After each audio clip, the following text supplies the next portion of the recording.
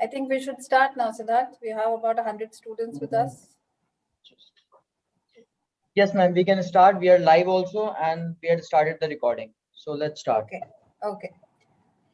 Good morning, everyone.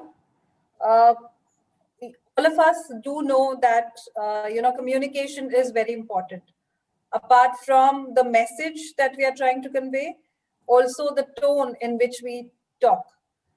In communication, being clear, being concise, being respectful towards the other person is very important, because that really changes the meaning of the message. Now, to really talk about this topic and give us more tips, we have here with us our very esteemed colleague from Delhi School of Business, Dr. Shoma Mukherjee. She is also the PGDM chairperson at Delhi School of Business. To talk about her profile, she has done her master's in management from Thunderbird, USA, and then she did her fellow program in management from MDI. She has been the HR head at ExxonMobil, and she has about 30 years of HR and management consulting experience. She has also been taking this course on communication and negotiation at Delhi School of Business for 8 years now. And she has also been taking this course at IIT Kanpur, IIM Jammu, and Shiv Nadar University. So we are very grateful to Dr. Shoma for sparing her valuable time and delivering this webinar. Shoma ma'am, over to you. Thank you so much, Professor Arora. Thanks for the nice introduction. Good morning, everybody. I'm so glad to see all of you here. So today, it's very nice to know that you're taking your baby steps to join the DSB family. Yes, we are a very, very well-knit family. And this realization has come to us in the real sense because of the COVID times. So much bad news all around has not been able to break our spirit. We have reached out, communicated, and looked after each other. We have been mindful of each other's needs. We have understood the meaning of empathy and realized how just one call makes a world of difference. It gives one hope, comfort, and the power to look ahead. That little thing which fits into the palm of your hand, yes, the mobile phone. When we have physical classes, that's an enemy because we get very annoyed when students are, sort of messaging or looking at the phone while the class is on, and very often they are pulled up for doing that. But this phone has been our friend in these times. And you may ask why? Because it has helped us communicate and kept us connected with each other. Now, we all know that once upon a time, there was no human race on this earth. You'll agree? But as a variety of species developed, monkeys came and apes came, yes, much later than the huge dinosaurs which you have seen in those movies. And as we evolved, we gradually became humans.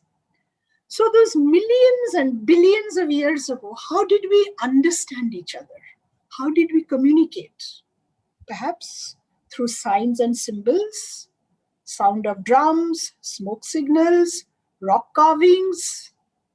It's very funny when I look back over the past so many years and think of what I had been doing and where I have reached, and how I became a professor at DSB and more so a professor of business communication. I really, I'm amazed because till the year 2006, I did not even know that there was a discipline in management called business communication or managerial communication. So I would like to start with a little story of my discovery of this great discipline of business communication. How did I go from being an HR person to this field of business communication. Actually, until the 1950s, organizations did not really focus on the importance of communication. So, I had been the HR head, as Nidja ma'am told you, of ExxonMobil. And in 2002, there was a merger between Mobil and Exxon. So that's how it became ExxonMobil. So there was some, in mergers, things always happen. And I thought I had my stint, so I needed to move on. So I left the company and I was looking around. I did some consultancy and I thought, I wonder what I should do now. So a friend of mine who was at IIT Kanpur, who had been the CEO of an American company before that, he kept on saying, do your PhD, do your PhD. And I said, oh, come on, I'm 50 years old and I don't think I can do a PhD at this point. I can't study so much. But he kept pushing me. And finally, I applied to MDI. So when I went to MDI, this PGDM office person came because they were doing the admissions, they were handling the admissions, and said, you have to meet the department people and talk to them before the actual interview happens. So I said, fine. So she took me along, and there were 3 professors sitting there, and she said, okay, here you are, and she left. So as I started talking with these professors, they said, and they suddenly found out that I had actually applied for HR, and here I was in their business communication department. So I said, I have no clue what business communication is, but yes, I like talking with people. I like writing. I write short stories and I do plays. So maybe, I could probably make something out of communication. And they burst out laughing when I said that. But anyway, I had a good chat. And then when I came home, about 2 days later, one of the professors called me and said, well, we would like you to join us in the business communication department as a PhD student. And we have a project going and maybe we can include you so you will get some also, funds and that can sort of substantiate your tuition fees, etc. So I was really thrilled, and that's how I joined the business communication department and started learning what business communication was all about. So like I was telling you, till 1950s, organizations didn't really focus on the importance of communication. But gradually, as things started progressing, people realized that without effective communication, organizations and various systems in the organization couldn't really function. There were things like, information dissemination, employee engagement, productivity, departmental cooperation, and all of this depended on good communication. For instance, the salespeople will go and probably go and sell something, the company's products. Now they come back to the organization and they don't talk to each other. They have done their duty, they've done their sales. Now how do you think the production department will know that, well, this sale has occurred and now the product has to go to that organization or the customer? How will they inform the production department that, look, you have to prepare this, you have to tell the logistics guys that this product has to move? So everything is interconnected. And who connects? Communication. Well, today I'm not going to fill your heads with theories of communication because we have 2 whole years ahead of us, and we are going to talk about all the theories of communication. So let's go back a little bit more, and I would like to share with you how I landed up as a student. Nija ma'am just told you I was at Thunderbird Global School of Management. So how did I end up there? And the reason I'm sharing this story with you is because, again, communication is what took me there. So this was probably the year 1978. My parents were on a world tour with my little brother. I had not gone with them. So, when Indians travel, they generally carry a lot of luggage. You must be aware of that, right? So my family too had lots and lots of luggage with them. And when they were boarding the bus from the airport, there was this American lady who was very annoyed with my father. And she said, I don't understand why you Indians, have to carry so much luggage. She was very annoyed because she had to wait her turn till all their suitcases were put in and then they could board the bus. So fine. So my father just listened and smiled, and then the suitcases were loaded and they all got into the bus to go into the city. So my father loved to chat with people. He is not there anymore. And one thing that I have heard, from a lot of my professor friends is that youngsters today, all of you, I mean, probably, you are more comfortable with Instagram and Facebook and, writing on your little phones and iPads. But when you have to talk with people face to face, then you become very shy. You get drawn inward. And that is something that you have to learn when you're communicating. How to break those barriers, break those walls, and really chat with people. My father didn't have those issues. He was a very simple person. He hadn't even had the opportunity to go to college. I mean, I have no shame in admitting that. He was not very well educated, but he had a very sharp brain and he was a very, very good businessman.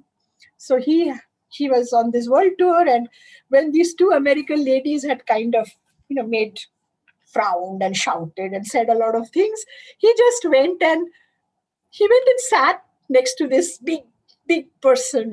This, her name was Eleanor, I remember. And he said, we are Indians, and well, we are on a world tour and we are on the last leg. So we are going home now. So naturally, I mean, I have a lot of luggage and I'm very sorry that, you had to get into problems with that. So she was amazed that, though she had been so rude with him, I mean, he broke the ice and he came and chatted with her. So she said, oh, we are also going to India. So then he said, oh, really? So where in India? So she said, we are going to Mumbai. So he said, why don't you come to Calcutta? Why only Mumbai? So she said, no, Calcutta is a terrible city. I don't want to go there. So my father said, well, you tell me when you're arriving and I will pick you up at the airport and I will show you the city. So, this was 1978. There was no internet. There was no mobile phone. The only way you could sort of give information was either you wrote a letter or you sent a telegram or you called long distance, which was very expensive. So anyway, she said, we are going to arrive on such and such date, and that's it. They came home, a month went by, and then suddenly, it was a Sunday morning, my father said, let's go to the airport. So I said, why? And he said, no, we have to pick up these ladies. So I said, how do you know they're going to be on that flight and you haven't talked to them at all? He said, no, I've told them that I'm going to be there. So we went. And believe it or not, these two ladies came down from the aircraft. And in those days, we could go inside. You didn't have to wait outside. So we were there inside the airport. And they were amazed to see. And then Eleanor said, Mr. Mukherjee, you're here. So he said, yes, I promised you I would be there. So anyway, they came home. They stayed with us for almost 5-6 days. And we took them around Calcutta. And they were so impressed. And they were very happy. And then, while we were conversing, she asked me, what do you do? So I said, I'm just graduating and now I have to, do my master's. So she said, come to Thunderbird. I said, I haven't even heard about Thunderbird. What is Thunderbird?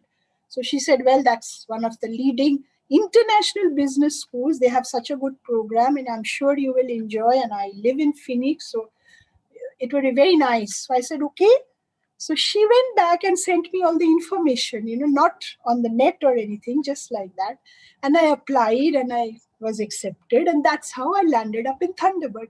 So you see how important communication is, because it was because my father broke the ice and chatted with her that, well, I landed up and I had one of the most interesting experiences of my life. And that's how, you will, if you come to DSB, besides communication, I also teach cross-cultural management. So you will learn about that. You will learn about leadership. Those are the things I teach. And cross-cultural management also I was exposed to while I was at Thunderbird, because that was, one of their specialities. In communication, we talk about, Nidya ma'am had just mentioned, the 7 C's and the 4 S's. So what are the C's? C's are credibility, clarity, content, and the S's are short, simple, sincere. So these, while they are very important, in these times today, there is a new rule which we need to apply. And what is that rule? The 10 by 10 by 10 rule of communication, which means say something 10 times in 10 different ways. So at least 10% of the message is retained by people. When the corona began, the pandemic started, if you think back, our Prime Minister, Narendra Modi ji, he made a speech on the 19th of March 2020 when he was announcing the Janta curfew of 22nd March. And do you remember what he said? He applied the 10 by 10 by 10 rule, because he said he appealed to people to call at least 10 people on the phone every day for the next 10 days and explain to them at least 10 times how to protect themselves from the virus. So what was the message that had to be given? Wear the mask, maintain distance, and stay at home. Now, this message is relevant even today, unfortunately, because, though towards the end of December, I think end of November, December, we were kind of feeling a little comfortable and we were thinking, oh God, the worst is over. We have conquered this horrible thing and we are above it all. So we started going to the shops, we started meeting people, we started, doing a lot of things which would keep us entertained. And what happened? It all came back. Boom. The second wave came. It hit us again. And it has again brought this fear factor and this anxiety that is bothering us now. I want to also talk of Andrew Cuomo, who is the governor of New York. When he was thinking of how to deal with the COVID pandemic in his state, he had all these bureaucrats, of course, the people who are heading the government, they have so many assistants with them. So somebody came and gave him a paper and said, well, this is the message that you have to give. And I would like to read the message. So what was the message that he wrote? He was given, for the preservation of public health and safety, I hereby order all residents not engaged in essential activities that impact critical infrastructure to remain in their residences in order to mitigate the propagation of the coronavirus and to minimize morbidity and mortality. So Andrew looked at it and said, nah, this is not what I'm going to read to the people. My message is very simple. Stay home, folks. Stop the spread and save lives. What was he doing? He was using our S theory. You have to be short, you have to be sincere, and you have to be absolutely direct and hit people and tell them exactly what they will remember. Because if he had read that message which the bureaucrats gave him, believe me, nobody would have really cared. But when you say, hey folks, stay at home, stop this spread and do save lives, people are going to remember that, right? Now, in today's times, there is a lot of anxiety, and that's why we said that you have to communicate, you have to be mindful when you're communicating. And you have to be empathetic. That means you have to understand that people are, down in the dumps, they're really low, they're frustrated, they're worried, and they have a lot of anxiety because we've lost control over our lives. We are not sure whether we are going to live to see another day, whether some near and dear one will be around in a few days' time. So when we send messages to each other or we write emails, we've added something new as a sign off. We always say, stay safe. This is an addition to our vocabulary. But let's not think of all these, things which really put us off and make us a little sad. Let's talk about some more stories, right? In today's world, everybody has very high anxiety levels. Have you ever been mindful about it and stopped to think what really brings on this anxiety? I was once listening to a professor at IIM Bangalore. You remember, professors at IIM Bangalore, they teach some of the smartest students in our country. They're really good brains, the top people who go through the CAT and are in that high percentile and they get admission to the top IIMs. Now, he said a very interesting thing. He said that he has found very few people amongst his students and also amongst his peer group, colleagues, who are never anxious. So he said it's very strange. They have everything. They go to the best college, they get the best jobs, but they're always very anxious. So he said that I have really sat down and thought, and I have thought, where does this anxiety come from? So one thing he mentioned, and I would like to share that with you, is that we are very dependent on external validation. Like, which college do I go to? Now you've got into DSB. You must be always thinking, have I made the right choice? Is DSB the best? Is there something else that is better than this? Should I have gone to that other college? And like you, there are many, many more people who are thinking like that, right? Then when you finish college and you've got a job or you've got two jobs, you're again thinking, is this the right company? Am I doing the right thing? Because people, they want to be in a branded company which everybody recognizes, without realizing that in a huge big company which has a big name, you are probably just one amongst 30,000, and nobody is going to really know who you are or care who you are. You're going to do that one little job for so many years, whereas maybe if you had chosen a small startup, things would have been very different. You would have had, much more interesting experiences. But we like external validation. What is my CAT score? What is my math score? What are the marks? What is my grade? What is it showing on my mark sheet? She said people are always anxious. They want somebody else to say, yes, this thing that you're wearing, you're looking really good. If somebody frowns at you, you think, this is not nice. Maybe you are enjoying wearing it, but you will still say no. Very recently, I saw a very funny movie, and there was this lady. She was old. She was almost 60 years old, and her daughter, who normally wears those spaghetti straps and shorts at home, suddenly came and said, "Ma, you have to be in a very nice sari. Aunt is coming to invite us for her daughter's wedding." So her mother revolted and said, "I don't care if your aunt is coming. I'm going to wear my torn jeans and my this new t-shirt that I bought the other day." And this daughter said, "Ma, you can't do that. This will be terrible. What will they think?" She said, "I don't care what they think." So you see, this lady, she didn't want her external validation. She said, "I want to do what I'm happy about."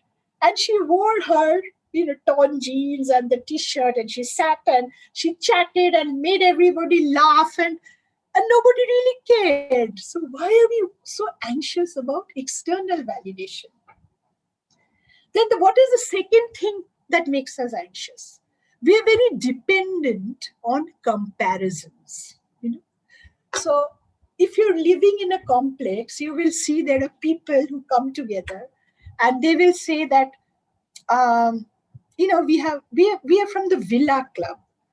That means in that complex, you are all, these people, they have villas as opposed to maybe a 3 BHK or a 2 BHK. Or you have an expat club, oh, all these people, they have lived abroad for some time. They have been to this land of dreams, America, and come back. So expat club. So you're always comparing. Who is better? I am better. That person is better. That person. And you're always trying to catch up. So that's also causing all this anxiety. There's a writer called Clayton Christensen who has said a very interesting thing. He said the focus of our success depends on three things. The first is financial freedom. How much money am I making? Can I buy whatever I wish? Can I do whatever I want? So financial freedom is something that makes me focus on what I'm going to do. The second thing is what society is going to say. And right after that, the final third thing is my personal likes. Do I enjoy music? Do I like to go to the theater? Would I like to work, be in a play? Those kind of things. So it should be the other way around. He said your personal focus should come first rather than the financial freedom focus.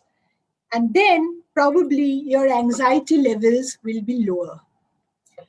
Okay, so I don't know if any of you have read Paulo Coelho's stories. Has anybody read over here? You can probably put it on chat. Okay, there is something on chat. Okay, this is somebody who has said just good morning, panelists. So I don't know if you have read any of his. Yes, we have. Oh, good. There are two people who have read it. So I want to remind you of this story about the fisherman in Brazil who was sitting on the beach and chatting with the businessman. I don't know if any of you have come across that story. I'm very happy that you do read Paulo Coelho. That's nice. So, there was this businessman and the fisherman. The businessman was relaxing and the fisherman, he was there, he was fishing, and he had 4 fishes that he caught that day from the sea. And he said, so he was about to leave. So the businessman said, hey, it's now, I've been watching you. So you've got 4 fishes. So what are you going to do? So the fisherman said, well, I'm going to take 2 of these home so that my wife will make a nice dinner for us, and 2 I will sell in the market, and whatever money I get, I'm going to buy some other like veggies and oil or whatever, anything that we need. So the fisherman said, and then tomorrow? He said, well, tomorrow I'll do the same thing again, because once we have eaten and sort of had our little siesta, then in the evening we'll go and meet friends and have some fun, and then again tomorrow again I'll come and catch some fish. So this businessman said, but why? You can do much more. So he said, what can I do? He said, why? You can maybe rent another boat and employ some people and catch some more fish. So this guy said, acha. So after that, so then the businessman said, so imagine you will catch more fish, you will sell, then you will get more money, and then you can invest maybe and buy a few more boats, and maybe I can invest in your company. So the fisherman said, oh, wonderful. And after that? So again the businessman said, so you're going to become a big conglomerate. You will control the fishing business, and you will make so much money. So then the guy said, and then after that? So then the businessman said, well, after that, you don't have to do much. You can just sit on the beach and relax. So the fisherman said, but that's exactly what I'm doing now. I'm sitting on the beach and relaxing. So why do I have to go to all this trouble?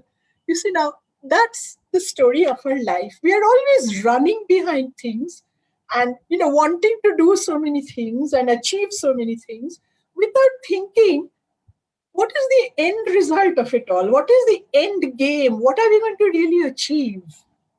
Well, I'm going to ask you I'm going to give you 5 numbers, okay? And I just want you to put on the chat box, what do they mean to you? All right, 5 numbers. So the first is 10 billion. 10 billion. What does it mean? Can somebody put it on the chat box, please, if you can think? What is 10 billion? What is the significance? Anybody, just take a wild guess. It may be wrong. Okay. So Lena says world tour. No. No. 10 billion. What would it mean? Okay. What is India's population today? Anybody knows?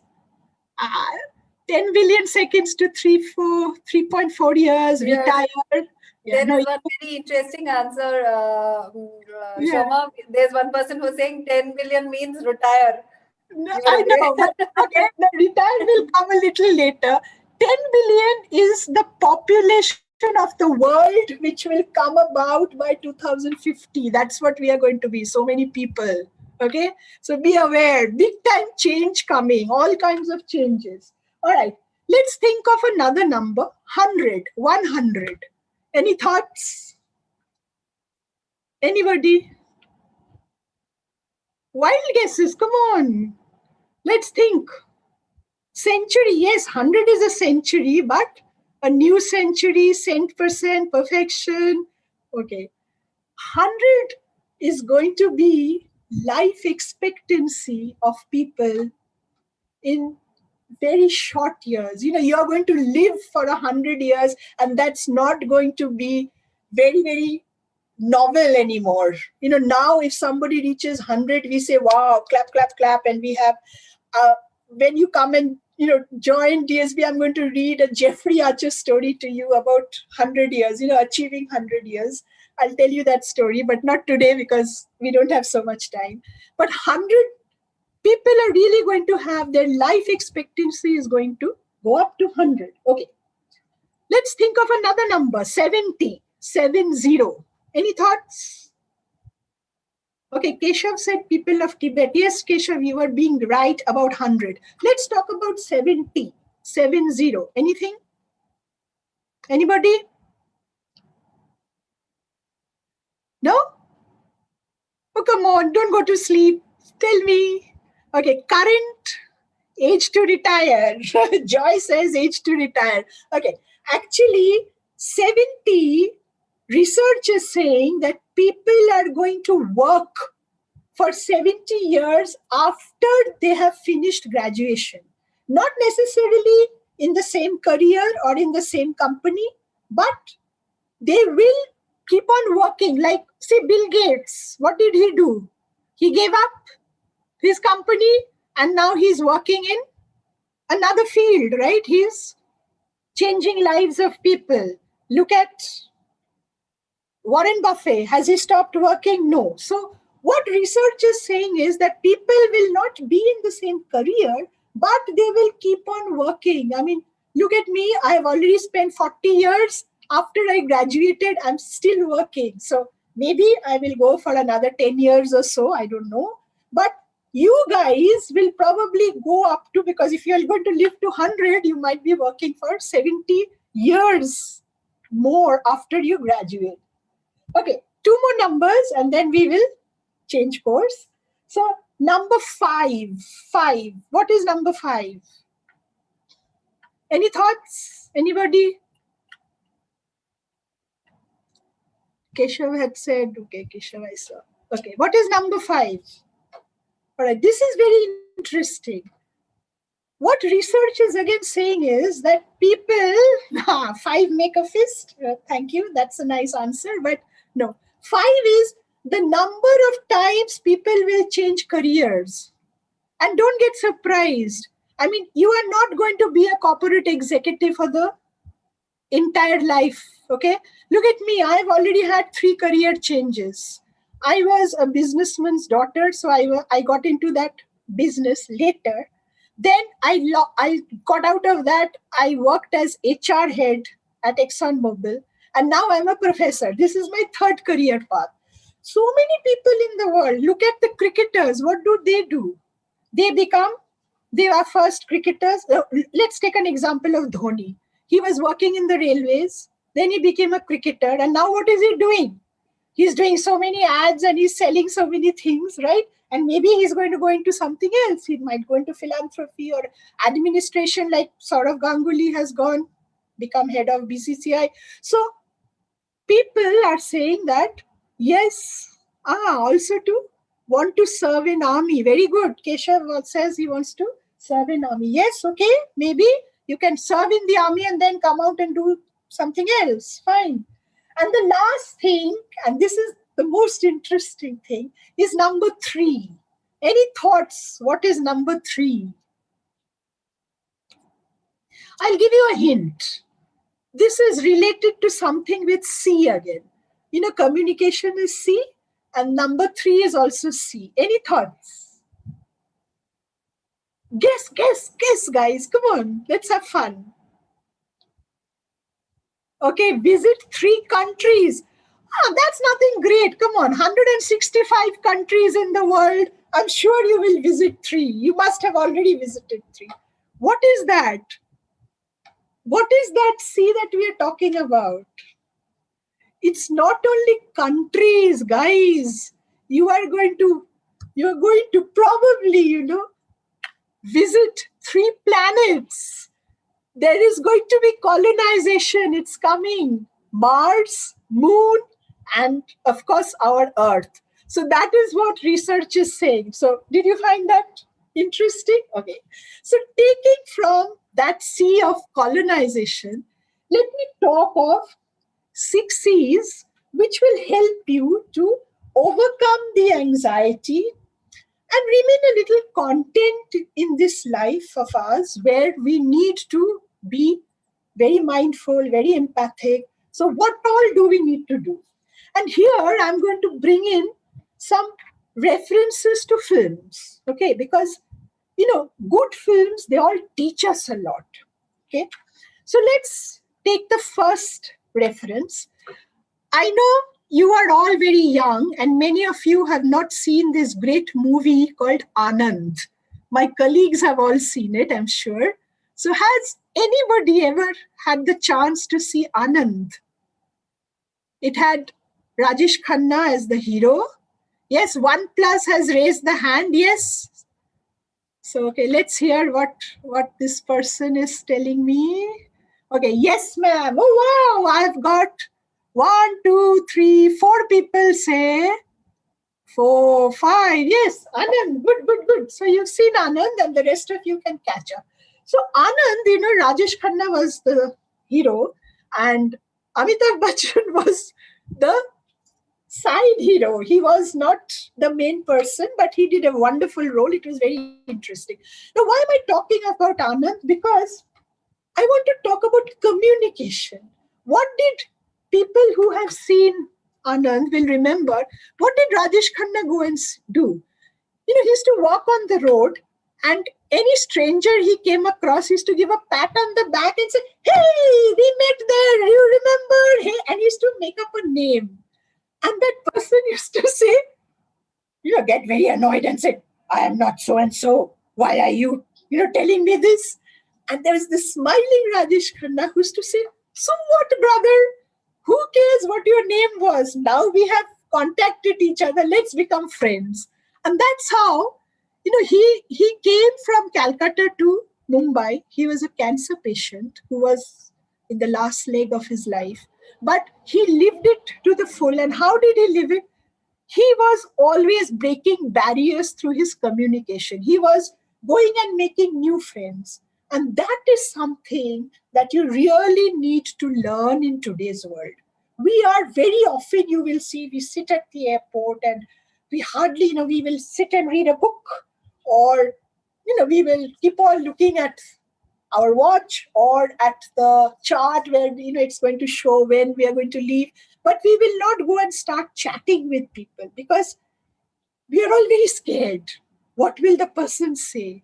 But if you really, really want to get out of your likes in Instagram and Facebook and LinkedIn, which really doesn't matter anymore, you need to make real friends. And you can only do that if you are willing to break those walls, you can break the ice and you can communicate with people. So that is very important. We need friends, and especially in today's world where there is so many problems, you really need friends. Okay. All right. The second movie that I'm going to talk about is close to everybody's heart, Three Idiots. Okay. So what C do you think this movie is teaching us? Any thoughts? Anybody? Any thoughts? Friendship. Okay. Friendship. What else? Yes, Diksha, you hit it on the head. Diksha says confidence. And that is what I was talking about. Now look at this person, Rancho, in Three Idiots, right? He had no background, right? He was put into this engineering college because he had a sharp brain. But I mean, he had to keep this big secret and he had to make something of his life. And what there was a very, very interesting dialogue in that, which Rancho actually quoted. What did he say? He said, "Parne ke liye college nahi, uniform chahiye." So when he was growing up, how did he get an education? He used to just wear a shirt of, the person who had put him up. He was a servant in their house. He used to wear that shirt and walk into school and just sit at the class, behind the class, and learn. So he was so confident about everything and he knew how to go about it. So now we have got this new word which we use, we say jugaad. But what is jugaad? It's confidence to do things when you have nothing, but you find ways to do things. So our second C is confidence. Thank you so much. All right. Now let's look at another movie. Okay. Again, this is not so old. I'm talking about Padman. How many of you have seen that? Many of you, I'm sure, have seen Padman, where we had Akshay Khanna as the hero. Yes, Tanmay says yes, I have seen it. Kiran says yes, Ekta says yes. Very good, nice, very nice. So what again? Which C do you think? And this C is a communication C also. I mean, to be a good communicator, you also need this. And to be, successful in life, you need this. So what C do you think we are talking about? Any thoughts? In Padman? Courage. Okay, courage. No, I don't think I'm talking of courage. There is something else, something very important. Again, something which many of us keep it at the back of our minds. I'm talking of curiosity. To be able to collect knowledge, not marks, remember, not grades, but you are coming into an institution because you need knowledge, right? Not to get an A grade or a B grade only. You need knowledge. And that is what is going to stay with you forever. And to gain that knowledge, you need curiosity. Now, what did this person do? Murugantham Arunachalam, that was his name, right?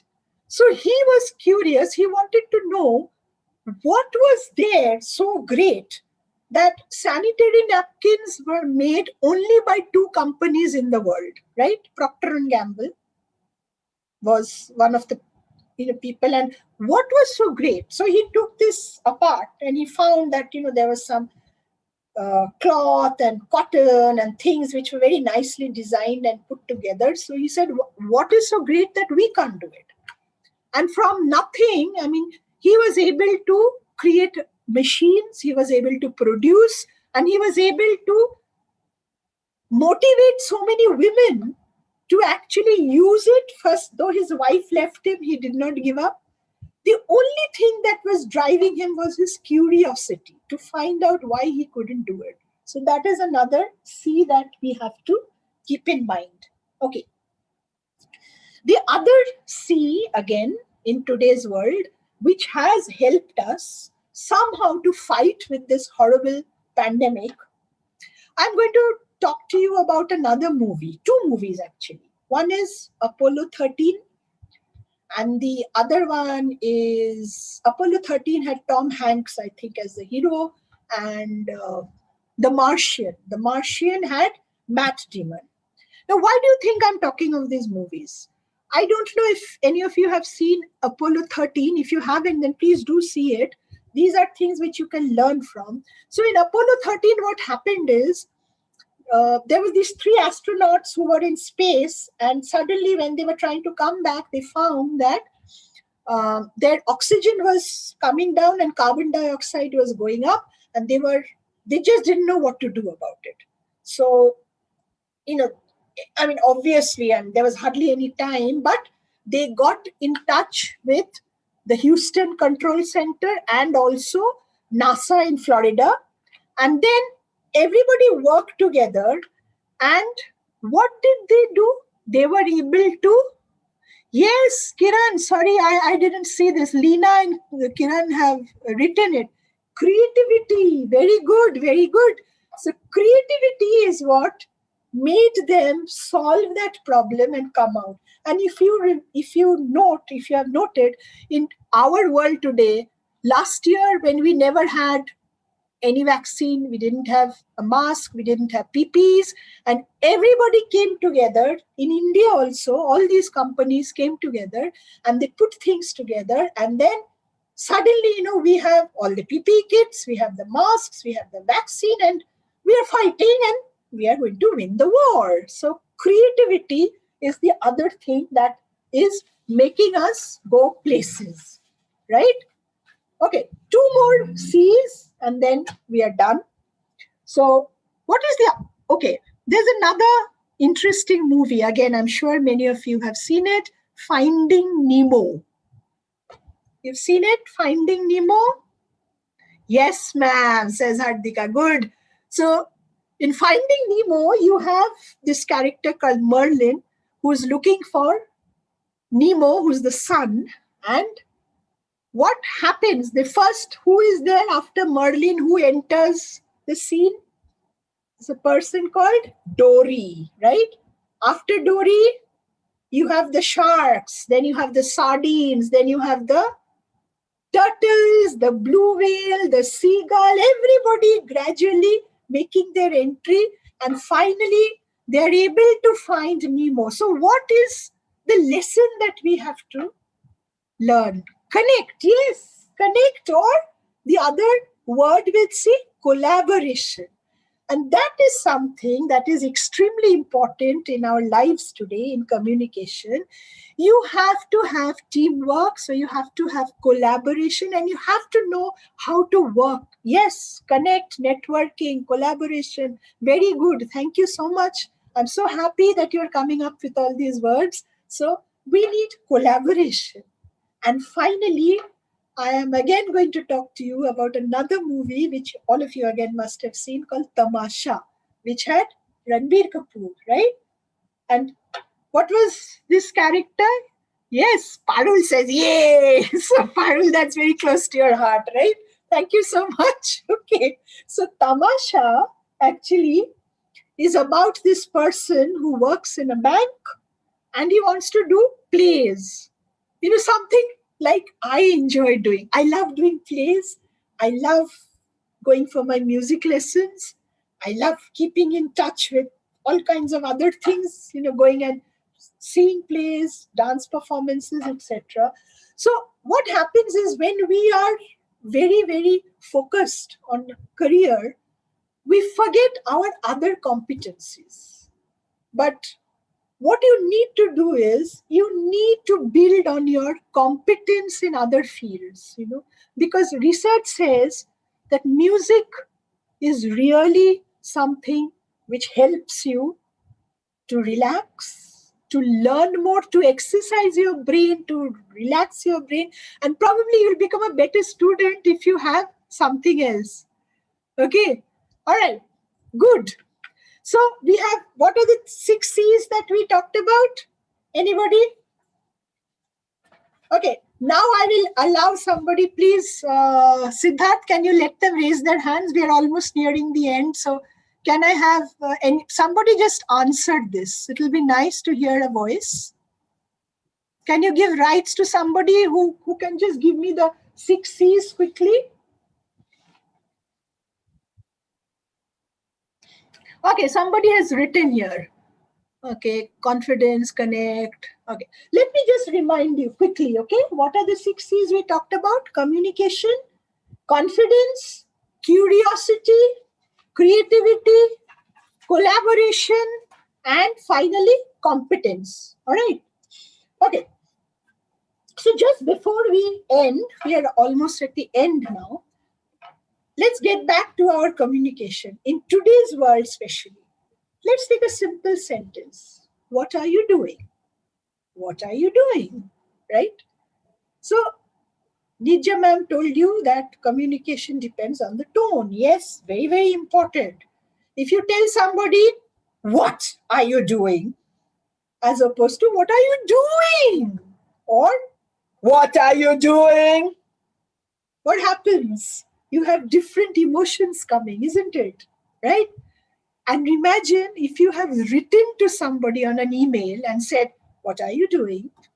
You probably didn't mean anything, but that person might get very annoyed and think, how dare this person say, what am I doing? What am I doing? So what? So you see, a simple sentence can have such impact, different kinds of impact, right? Okay, so we have talked some about communication. We have talked about why we get anxious and how we can overcome it and what are the communication tools we can use to overcome it. And we said that connecting with people is very, very important in today's world. Rather than go into Facebook and Instagram, try and make some real friends with whom you can chat, whom maybe you can meet face to face, because that's going to make a lot of difference. And don't only get focused on getting good marks and grades, but actually learn. And how will you learn? You will have to be curious and don't worry about brands. So don't think, have I made the right choice all the time? Don't try to compare. Just be happy. All right. Thank you so much. We are at the end of it all. If anybody has questions, I'll be happy to answer. Thank you, Siddharth and Nidja. Thank you, ma'am. I would request the students to, you can put your questions in the question answer box or the chat box. And some of you could also, put in your feedback. You could write your feedback. I'm sure Shobha ma'am will be very happy to read whatever you have to write. And of course, then I'll deliver the address. And I'm waiting for a few. If you have any questions or if you want further sessions from her, any more tips from her on any particular topic, you can put it there in the chat box. We'll wait for 2 minutes. So if you want her to talk on any particular topic. And of course, that, suggestions about any other topic, you could also later on, if you remember later on, you could also message to Siddharth. All of you are in touch with Siddharth. There, we have another, ma'am. We have a, question here. When is the next session with Shoma ma'am? Kartika writes. So Shoma ma'am, very soon, so you have to tell us when you they'll see a lot of me very soon. Very interesting. Okay. So please choose another topic to engage our students. Sure, I will. There you're already become so famous and popular. Okay, I'll wait for another 2 minutes. Do I have any more questions? Any queries, please? Here, anything that you need to get clarified? It was really very productive. It was very interesting. Yeah. Okay. Yeah. All right. Any more? Oh. It was a really amazing lecture. We really like the way you talk. Very interactive. All right, nice way of communication. Looking forward to more sessions with her, ma'am. I'm sure you can read the responses that are coming. Yes. Thank you so much. Nice. Thank you. Very nice. Yeah. Very happy. There's another one. Really motivated. Okay, I hope you're going to stay in the DSB family. That's what we want. We want to see more. Yeah. Yes. Okay, Good. so I am very thankful to Shoma ma'am for having delivered this webinar, in a very interactive way. She's used examples from movies, she's used narratives through stories, and ma'am, this was really engaging. And like you can see from all the chats, the kind of love that's pouring out for you from the students Thank You you. become really popular. People are waiting for another session with you. Thank you for the opportunity, Nidja. Thank you so much. And thank you Good so much, fun. ma'am. Yeah, I know you're really loaded with work. Thank you so much for taking out this time for our students. Thank you Thank you so so much. much. All Thanks. right. Okay. Thank And you, your leave, everybody. students. Yeah. Okay, I'm ending the session. Yeah. Okay, Thank you sure. so much. All right. Thank you, Bye. everyone. For Bye. that, bye. Bye. Bye. Okay, ma'am. Bye bye. Bye bye. Thanks. Thanks, everybody. Thank you so much. Bye bye.